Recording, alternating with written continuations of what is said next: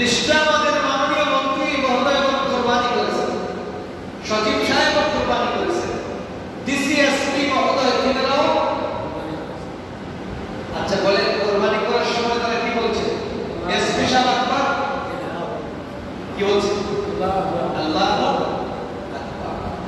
দলীয় সভাপতি, দলীয় কর্মী, যারা অর্থমত্ত নেতা, নেতা ছাড়া কিছু বুঝেন না, নেতার স্লোগান ছাড়া কিছু বুঝেন না, নেতার ছবি ছাড়া কিছু বুঝে না। নেতার ছবি ঘরে টাঙ্গা, নেতার স্লোগান রাস্তাঘাটে সব জায়গায় নেতার স্লোগান। এই সমস্ত দল টানা নেতা যারা আছেন, কর্মী যারা আছেন, তারা কোরবানি করার সময় কি বলেছেন? অমুক আল্লাহ কথা বলে অমুক আকবার বলেছেন, শেখ মুজিব বঙ্গবন্ধু আকবার বলেছেন, জিয়াউর রহমান সাহেবের অনুসারীরা জিয়াউর রহমান আকবার বলে কোরবানি করেছেন। কি বলে করেছেন? বলেন সবাই এই পয়েন্টে যদি আমার দেশের প্রধানমন্ত্রী থেকে শুরু করে, প্রেসিডেন্ট থেকে শুরু করে, সচিবালয়, মন্ত্রণালয়, একেবারে নিচ পর্যন্ত প্রত্যেকটি মানুষ যদি এই কথার অর্থ বুঝতে পারত, তাহলে বাস্তব জীবনে গিয়ে পড়াশোনা ছাড়া এর বাহিরে কোনো আইন করতে হবে ঠিক কিনা? ইসলামের শাসন কায়েমের জন্য বাংলাদেশে আরেক দল এসে মিছিল মিটিং করার প্রয়োজন হতো না।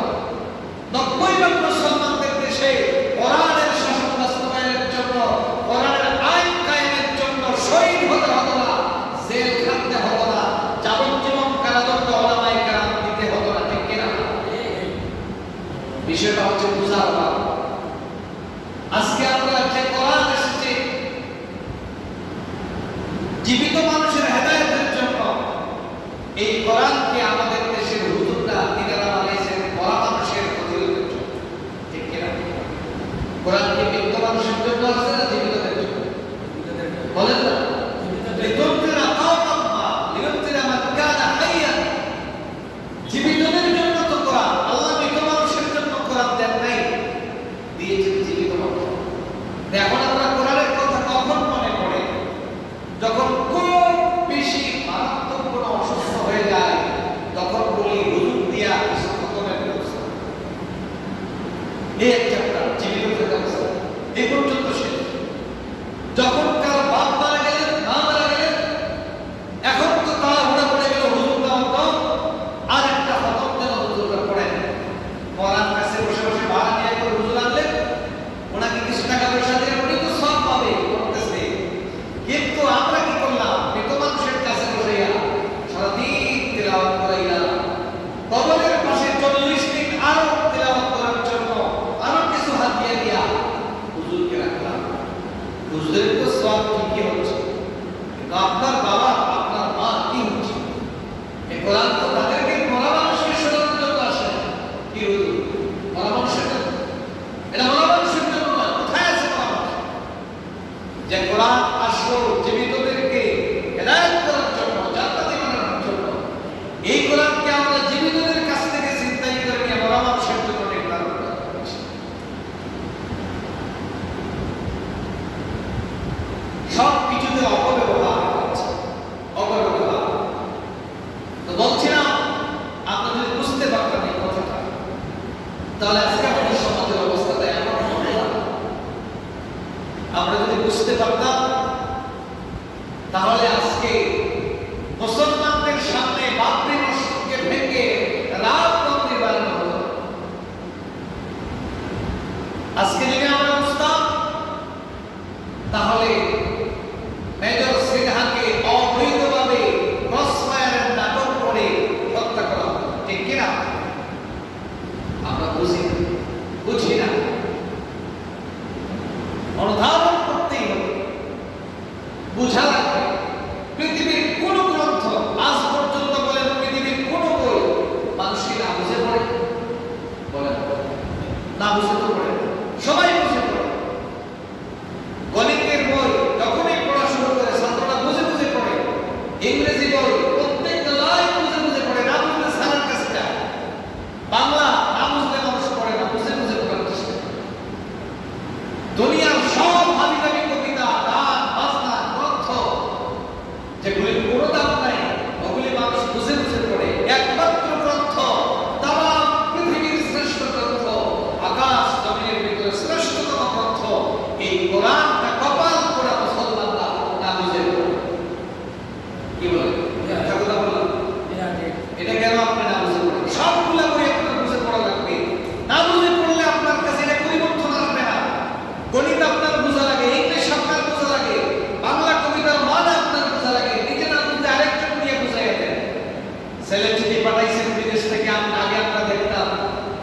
নামাজ পড়ি এক গাও দুই গাও করে হাঁটিয়ে দিয়া তারপরে এটা কি লিখছে ছেলে এটা পড়ে পড়ে শোনানো এটা বুঝতে চাই। তা আজকে আমরা কোন দিকে যাচ্ছি? আমাদের কিবলা কোন দিকে? পরিকল্পিতভাবে আজকে আমাদেরকে অন্ধ করে রাখা হচ্ছে। অন্ধ করে রেখে যারা কুচক্রী মহল তারা তাদের সিদ্ধি হাসিল করতেছে আর মুসলমানরা ঘোরাচ্ছে। কোটি কোটি হাজার কোটি কোটি মুসলমান, শত কোটি মুসলমান, কোন প্রভাব নাই, কোন পাওয়ার নাই, কোন ইনফ্লুয়েন্স নাই। তোমার সাথে বলছিলাম কোরআনের অন্যতম শিক্ষা হলো আল্লাহর শ্রেষ্ঠত্ব, আল্লাহর বড়ত্ব ঘোষণা করা। মানে আল্লাহ এক এবং তার চেয়ে শ্রেষ্ঠ আর কেউ নাই।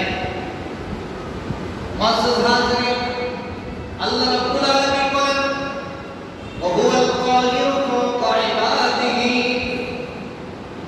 তিনি হচ্ছেন সমস্ত বান্দা বান্দীদের উপর শক্তিশালী ক্ষমতাবান। ওয়া হুয়াল আলিয়্যুল আযীম, সাব্বিহ ইসমা রাব্বিকাল আ'লা ওয়া হুয়াল ওয়াহিদুল কাহ্হার আজিজুল গফফার। আল্লাহ থেকে শ্রেষ্ঠ, আল্লাহ থেকে ক্ষমতাবান, আল্লাহ থেকে শক্তিশালী, আলা কুল্লি শাইইন কাদির। এই পৃথিবীর দ্বিতীয় কেউ নাই। আল্লাহর সমান কি আর কেউ হতে পারে? বলে তো হতে পারে না। সূরাতুল ইখলাস যখন আপনারা পড়েন তখন আমরা কি বলি? ওয়ালাম ইয়াকুল লাহু কুফুয়ান ওয়ালাম ইয়াকুল লাহু কুফুয়ান আহাদ। তার সমকক্ষ আর দ্বিতীয় কেউ হতে বলেন পারে না। লাইসা কামিসলিহি শাইউন, আল্লাহর সমকক্ষ এই পৃথিবীতে আর কেউ হতে পারে না। তিনি শ্রেষ্ঠ।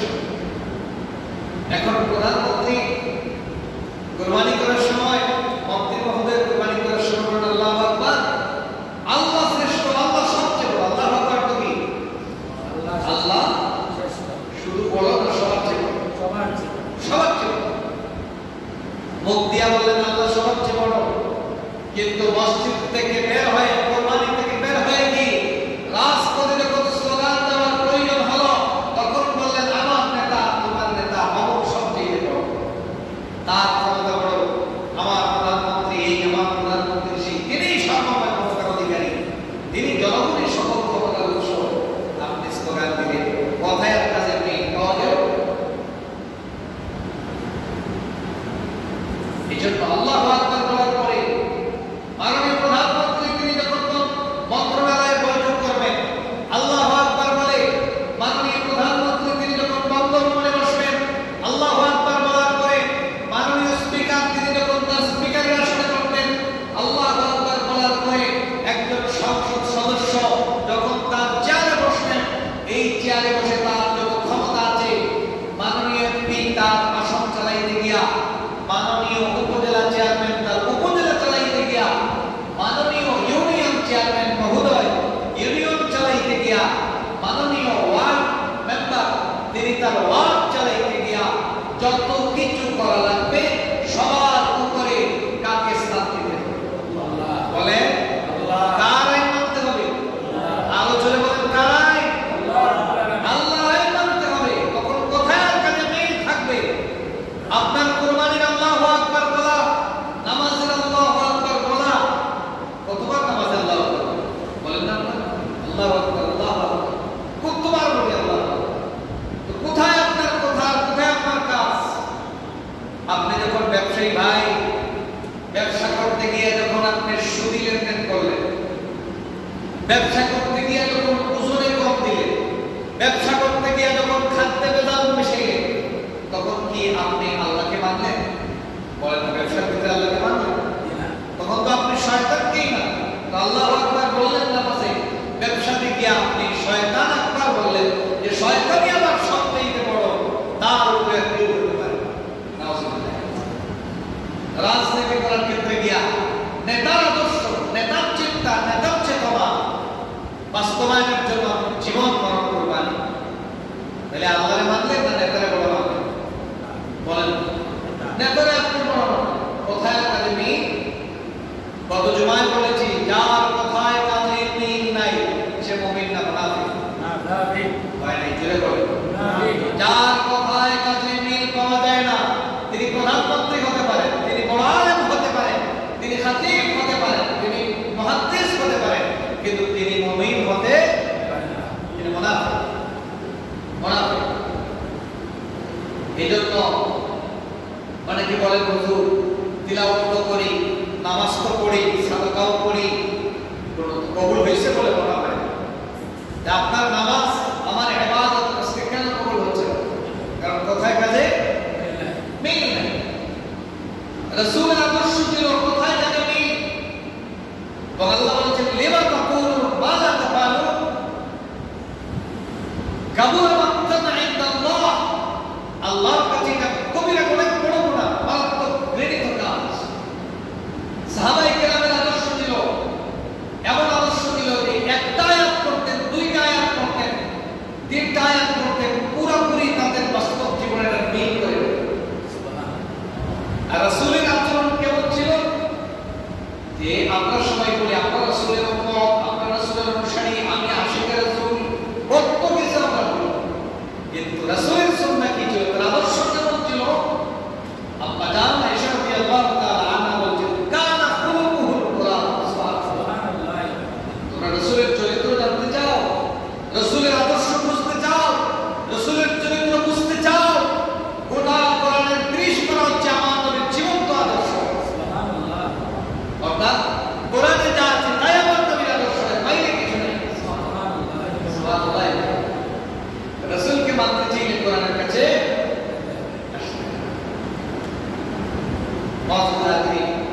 আল্লাহ সবচেয়ে বড়। আল্লাহ লাহু খালকু ওয়াল আমর, সৃষ্টি যা আইন চলবে। এখন আপনাদেরকে একটা প্রশ্ন করি, আমাদের সমাজে বর্তমানে একেবারে টপ টু বটম আল্লাহর আইনে চলতেছে মানুষের গোড়ায়? সবাই বলেন মানুষের গোড়ায়, মানুষের মতবাদে চলতেছে। আমার অর্থ ব্যবস্থা, আমার সমাজ ব্যবস্থা, আমার বিবাহ শাদী, আমার পারিবারিক গঠন, আমার রাজনৈতিক অবস্থা, আমার জাতীয় অবস্থা, সব কিছু চলতেছে মানুষের মতবাদ। বিচার ব্যবস্থা বলেন, যাই বলেন, সব চলতেছে মানুষের। অতএব আমাদের আল্লাহু আকবার এটা হচ্ছে মুখে বলা, এটা অন্তর থেকে আমরা বলছি না। এজন্য এরকম মুখে উচ্চারণের মধ্যে কোনো দাম নেই। এই বিষয়টা আমাদের সকলকে খেয়াল রাখতে হবে। তারপরে দেখেন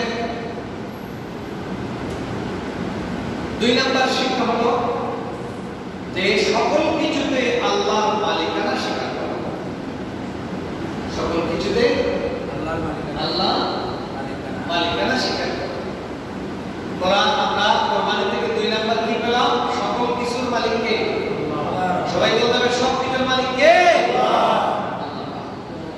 আপনি বলবেন হুজুর গরু আনলাম, 4-5 জনের ধরে এইখানে ঢুকাইলাম, তারপরে হুজুরের তারপরে গলায় ছুরি লাগাইলাম, রক্ত বাড়িল, খাল চুলাইলাম, মাথা পোড়া করে দিলাম, কলিজা পোড়া করে খাইলাম, এখানে আমার আল্লাহর মালিকানা স্বীকার কেন? আল্লাহ রাব্বুল আলামিন দেখেন কোরআনে বলেছেন আলামা রাযাকাহুম মিন বাহিমাতিল আনআম, যে তোমরা কুরবানি করো আলামা রাযাকাহুম মিন বাহিমাতিল আনআম, চতুষ্পদ জন্তু সমূহের ভিতর থেকে 4 পায়া প্রাণী যেগুলোকে তাদের রিজেক হিসাবে আমি দিয়েছি ওইটার থেকে তারা কুরবানি, তারা যেন কুরবানি। এইগুলা দিয়েছে গরুটা। নুরুদ্দিন সাহেবের ফার্মে 10টা গরু আছে, এটা কার মালিক? কি উনি নাকি? গরুর মালিক আপনি, এটা দিয়েছেন কি? দিয়েছেন যারা মালিক আল্লাহ। আপনার ছাগল, গরু, মহিষ, উট, দুম্বা যতটা দিয়ে কোরবানি করবেন, ভেড়া, এগুলো কার? আল্লাহ। অতএব আমরা যখন কোরবানি করি তখন আমরা বলি আল্লাহুম্মা মিনকা ওয়া লাকা। রাসূল সাল্লাল্লাহু আলাইহি ওয়াসাল্লাম বলতেন আল্লাহুম্মা মিনকা ওয়া লাকা, হে আল্লাহ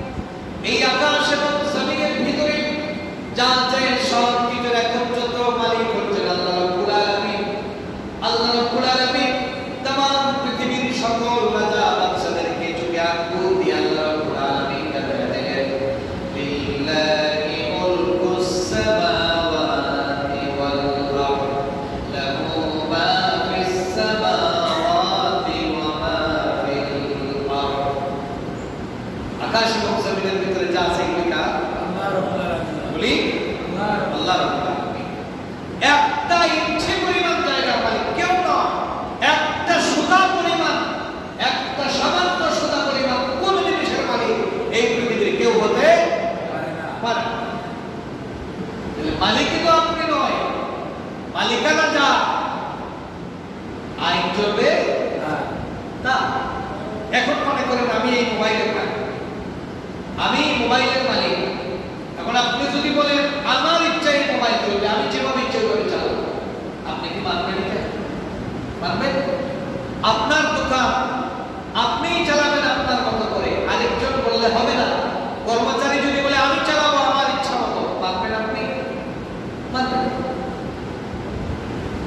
আপনার সামান্য ছোট্ট একটা জিনিসের মালিকানা আপনি ছাড়তে চান না, আরেকজন দাবি করলে প্রয়োজনে মানা তারপরে আপনার জায়গা আপনার সাথে। আকাশ এবং জমিনের ভিতরে আমরা অনেকে মনে করি বাহ অমুক হচ্ছেন এই দেশের স্থপতি, অমুক হচ্ছেন এই দেশের মালিক, অমুক এই তমুক সেই। আমরা মনে করি যিনি সরকার তিনি দেশের মালিক। কত সরকার আসছেন, কত সরকার চলে যান নাই, চলে গেছে। এই দেশ যিনি স্বাধীন করলেন বঙ্গবন্ধু শেখ মুজিবুর রহমান আছেন না চলে গেছে। স্বাধীনতার ঘোষক শহীদ প্রেসিডেন্ট জিয়াউর রহমান আছেন না চলে গেছে। আসা যাওয়া এটাই হচ্ছে রীতি। कैसा कैसा ताजदारा बादशाह चल बसी ओ खजीना वाला खाना शाम शौकत क्या हुई। কত বাদশা রাজা আসলো যান ইন্ডিয়াতে, দেখেন ইন্ডিয়া সেই শাসনের অবস্থা। তাজমহল দেখেন, লালকিল্লা দেখেন, তারপরে কুতুব মিনার দেখেন, সবগুলি দেওয়ানি আল দেওয়ানি কাজ আমি নিজের চোখে দেখে আসছি। দেখেন তাদের অবস্থা কেমন ছিল, আজকে কিছু নেই, আজকে কিছু নাই। যান আমাদের কুলাউড়ার নবাব বাড়ি আলী আফজল খান, গিয়ে দেখেন সেই নবাবিয়া নাই। আপনাদের এলাকায় তো বুঝতে পারবেন নাই, এখন আর শেষ। এই দুনিয়ার নিয়ম, এই পৃথিবীর সব কিছুর মালিক হচ্ছেন আল্লাহ। এখন মালিকের কথায় চলবে না, গোলামের কথায় চলবে। এই পৃথিবীর নিজাম যিনি মালিক তার কথায় চলাটাই হচ্ছে স্বাভাবিক নিয়ম।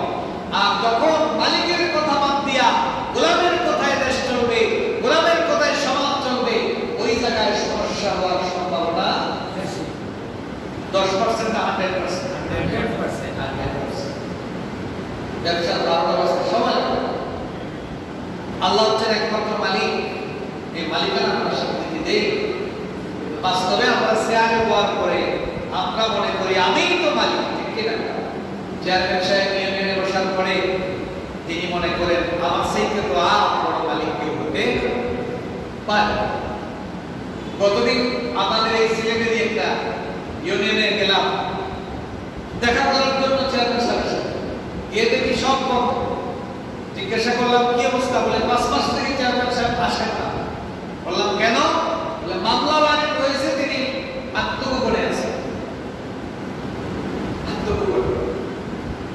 ক্ষমতা আজকে আছে কালকে থাকবে না। এই চেয়ারের মালিক কেউ নয়। ফেরাউন ক্ষমতায় ছিল, নমরুদ ছিল, কারণের প্রভাব ছিল, থাকতে পারছে। আর জাতি সামুদ জাতি আপনাদের চাইতে আরো বেশি ক্ষমতাবান ছিল, কোথায় নাই। এজন্য সব কিছুতে মালিকানা কার? আল্লাহ। বলেন কার? লিল্লাহি মা মুলকুস সামাওয়াতি ওয়াল আরদ, মা ফিস সামাওয়াতি ওয়াল আরদ। আকাশ জমিনের ভিতরে যা আছে সব কিছুর একচ্ছত্র কেবলমাত্র মালিক আল্লাহ সুবহানাহু। এই আল্লাহর মালিকানা আমরা স্বীকার করি। 3 নাম্বার শিক্ষা হলো কোরবানি থেকে যে আল্লাহ যে নিয়ামত দিয়েছেন সর্বদা আমরা নিয়ামতের শুকরিয়া আদায়ের মানুষের হতে। কাযালিকা সাখখারনাহা লাকুম লাআল্লাকুম তাশকুরুন। আল্লাহ রাব্বুল আলামিন বলেন, ও আমার বান্দা-বান্দীরা, আমি কুরবানির পশুগুলি তোমাদের জন্য অধীন বানিয়ে দিয়েছি। এত বিশাল একটা উট, কত লম্বা, মানুষ চাইলেও তার হাত দিয়ে ধরতে পারে না। আল্লাহ রাব্বুল আলামিন বলেন, সেই বিশাল একটা উটকে ছোট্ট একটা মানুষ যেমন করে তেমন করে কুরবানি করতে পারে, তাকে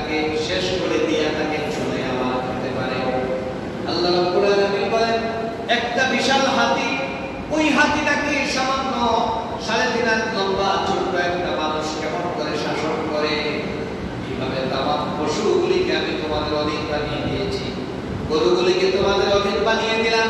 নতুবা তোমরা গরু দিয়ে হাল চাষ করতে পারতে না। গরুগুলিকে যদি তোমাদের অধীন বানিয়ে না দিতাম, ইচ্ছা মতো এগুলাকে তোমরা ব্যবহার করতে পারতে না। সবগুলিকে আমি তোমাদের অধীন বানিয়ে দিয়েছি এই জন্য আমার গোলাম বান্দা বান্দিগুলি, যাতে করে তোমরা ওগুলি জবাই করে করে আমার শুকরিয়া আদায় করতে পারো। আমার নিয়ামত পেয়ে যেন তোমরা আমি আল্লাহকে ভুলে না যাও।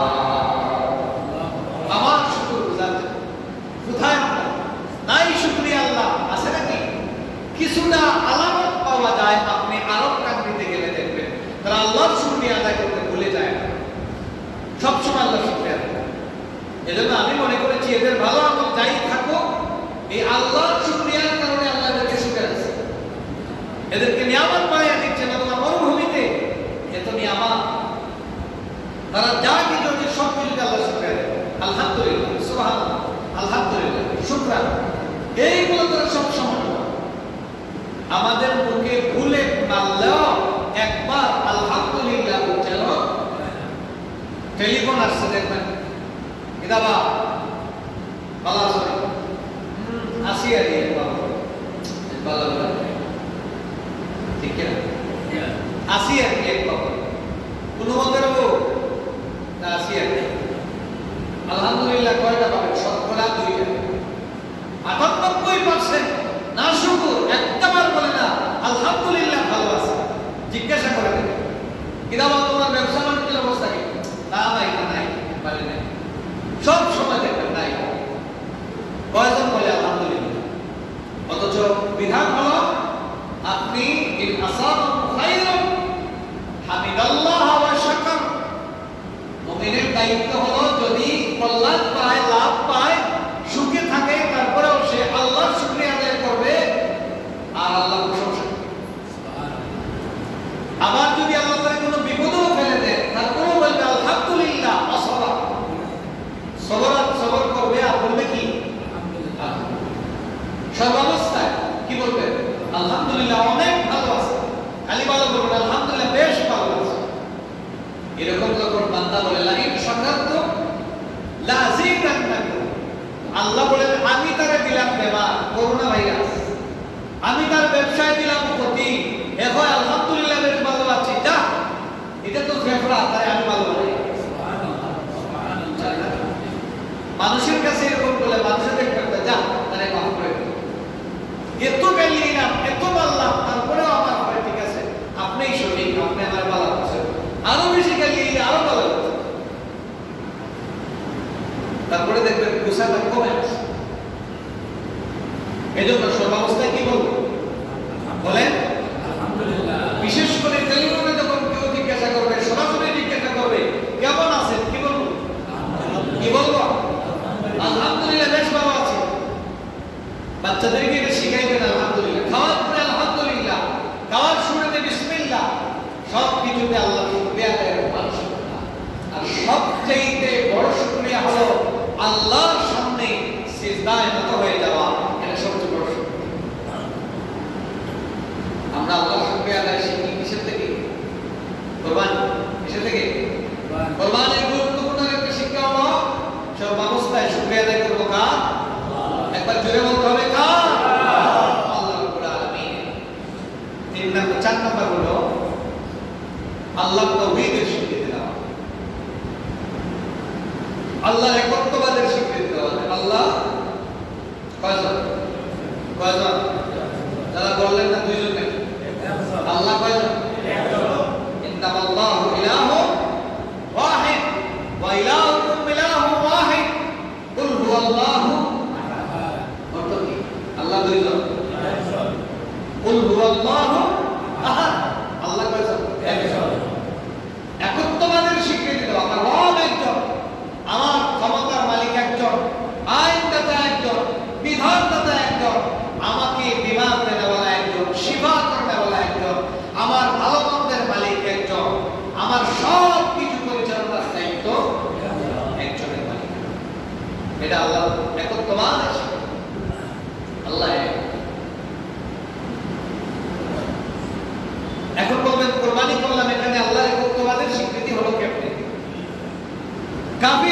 আর মুশরিকরা তারাও কুরবানি করে, তারাও কি করছে?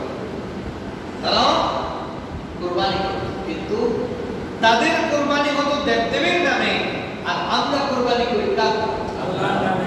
বিসমিল্লাহি আল্লাহু আকবার, আল্লাহর নামে।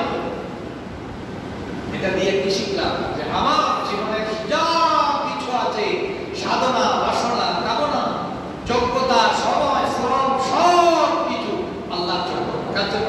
আল্লাহর জন্য। লিল্লাহি রাব্বিল আলামিন, আল্লাহর জন্য। এই কথা বুঝছেন? এটা হলো শিক্ষা। আমরা আজকে তাওহীদ ভুলে গিয়েছি, শিরকের দিকে দাবি করছি। তাওহীদ ভুলে গিয়েছি, শিরক এবং বিদআতের দিকে দাবি করছি, ঠিক কি না? আজকে সকল ক্ষেত্রে আমরা একত্ববাদকে ভুলে গিয়েছি। আমরা দ্বৈতবাদ, তৃতীয়বাদ, হাজারবাদ, শতবাদ, এক এক জায়গায় গেলে এক একজনকে আমরা ভগবান মানতেছি, খোদা মানতেছি, আল্লাহ মানতেছি। রাজনৈতিক দর্শনের ক্ষেত্রে আমরা আরেকজনকে মানি, সমাজ চালাইতে গিয়ে আরেকজনের দর্শন মানি, ছেলে বিয়ে দিতে, মেয়ে বিয়ে দিতে আরেকজনের দর্শন মানি। আর আমার যুবক ভাইরা চুল কাটতে গিয়ে আরেকজনের দর্শন মানে, প্যান্ট এবং গেঞ্জি করতে গিয়ে আরেকজনের দর্শন মানে, ব্যবসা বাণিজ্য পরিচালনা করতে গিয়ে আরেকজনের দর্শন আমরা অ্যাপ্লাই করি, দেশ চালাতে গিয়ে, বিচার ব্যবস্থা চালাতে গিয়ে আরেকজনের দর্শন ফলো করি। তাহলে এক আল্লাহ মানা হলো না বহু আল্লাহ মানা? অনেকজনকে মানতে হবে, একজনকে। আল্লাহর একত্ববাদের শিক্ষা, সব হবে আল্লাহর নামে, কোনো মানুষের নামে নয়, কোনো নেতার নামে নয়, কোনো নেত্রীর নামে আমার চাওয়া পাওয়া হবে না। আমার ভূমিকা, আমার কাজ করা, আমার সবকিছু বেকার জন্য আল্লাহর সন্তুষ্টিটা একটা কদম আমি আগাবো না, আল্লাহর সন্তুষ্টিটা আমার বক্তব্য হবে না, আল্লাহর সন্তুষ্টি ছাড়া আমার চিন্তা চেতনা হবে না, আল্লাহর সন্তুষ্টিটা আমার চোখের চাওনি হবে না, আল্লাহর সন্তুষ্টিটা আমার হাতের স্পর্শ হবে না। আমার সব কিছু হবে কার জন্য? সব আল্লাহর নামে। এখন শাহজালালের বাজারে গিয়া বাবা শাহজালাল আল্লাহ মানা হইল না? সতর্ক বলেন বলেন। আর রশিদ দরবারে গিয়ে বলেন, বাবা আপনিই সব কিছু বাবা। বাবার নামে এখানে কুরবানি করলেন, বাবার দরবারে গিয়া বাবাকে সব কিছু মনে করলেন, তাহলে আল্লাহ মানা হইল না? আরেকজনকে আল্লাহ মানা? আপনার তো একত্ববাদের স্বীকৃতি বলো না। সব জায়গায় আল্লাহকে মানবেন, আল্লাহর বিধান তাকেই চিন্তা করতে হবে, তার সামনেই মাথা রাখতে হবে। দুনিয়ার কোন শক্তির সামনে, দুনিয়ার কোন পরাশক্তির সামনে মাথা নত করা যাবে না। এই শিক্ষা আমরা কোরবানি থেকে নিয়েছি মুসলমানরা। আজকে তাম পৃথিবীর মুসলমানগুলি যদি এই শিক্ষাটা গ্রহণ করতে পারত, কেবলমাত্র আল্লাহই এক, আল্লাহর একত্ববাদের স্বীকৃতি দিত, আল্লাহর সামনে মাথা নত করব, দুনিয়ার কোন শক্তিকে আমরা পরোয়া করব না, তাহলে তাম পৃথিবীর ইহুদি খ্রিস্টানরা সবাই মুসলমানদের সামনে মাথা নত করতে পারত, সব মুসলমানদের সামনে আসত। কিন্তু মুসলমানরা আজকে এগুলো ভুলে গিয়েছে, শুধু কুরবানি করছি কিন্তু আল্লাহর একত্ববাদ আমরা ভুলে গিয়েছি। সব কিছু যদি শিরক থেকে আমরা বেঁচে থাকতে। তারপরে আরেকটা হলো নবীদের স্মৃতি রক্ষা করা। আমাদের পূর্বসূরী নবী রাসূল যারা আছে তাদের স্মৃতি রক্ষা করা। কারণ আল্লাহ রাব্বুল আলামিন বলছেন যে কুরবানি শুধু তোমাদের উপর না, লিকুল্লি উম্মাতিন জাআলনা মানসাকান, এটা সকল নবী রাসূলদের সময় কি ছিল? কুরবানি ছিল। নবী রাসূলদের সেই স্মৃতি আমরা রক্ষা করার জন্য, ইব্রাহিম আলাইহিস সালামের সেই স্মৃতিকে ধরে রাখার জন্য আমরা কুরবানি করি।